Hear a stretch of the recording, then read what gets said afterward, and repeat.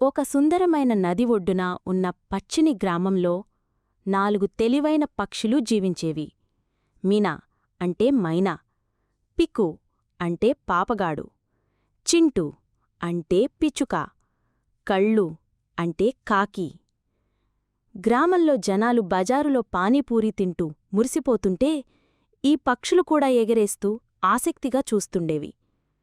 ఒక ఎండైన మధ్యాహ్నం మీనా ఆనందంగా అంది, మనమూ ఒక పానీపూరి వ్యాపారం మొదలుపెట్టమా? పక్షులకి రుచికరమైన తిండి ఇష్టం కదా, మనం ప్రత్యేకంగా తయారుచేస్తే బావుంటుంది. పికు తన రెక్కలు ఉత్సాహంగా ఆడిస్తూ అన్నాడు, అద్భుతం!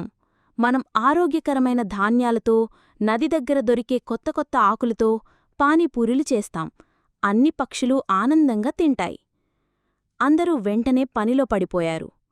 చింటూ చిన్నదైనా తెలివైనది ముళ్లతో, చిన్న బాంబూలతో ఒక బండి రూపం వేసింది.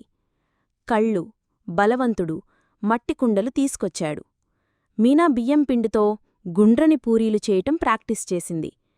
పికు చింతపండు నీటిలో కొత్తిమీర పుదీనాతో కలిపి పుల్లని నీళ్లు తయారుచేశాడు. బండి తయారైన తర్వాత దాన్ని రంగురంగుల పూలతో అలంకరించి ఒక అందమైన బోర్డు పెట్టారు. పక్షుల పానీపూరీ బండి, అందరికీ రుచికరమైన విందు.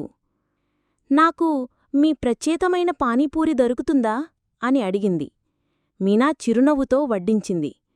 నిమలి తిని ఆనందంతో నృత్యం చేస్తూ వావ్, అద్భుతం అని అంది.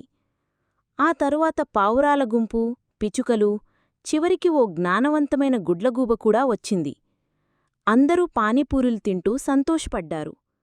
నది ఒడ్డంతా సందడిగా మారింది. కళ్ళు లెక్కలు చూసుకుంటూ వ్యాపారం క్రమంగా నడిపింది. గాలి బలంగా వీచి బండి కూలిపోనట్టయింది. కుండలు వణికాయి, నీళ్లు చిందాయి. పక్షులందరూ భయపడ్డారు, కాని వదిలిపెట్టలేదు.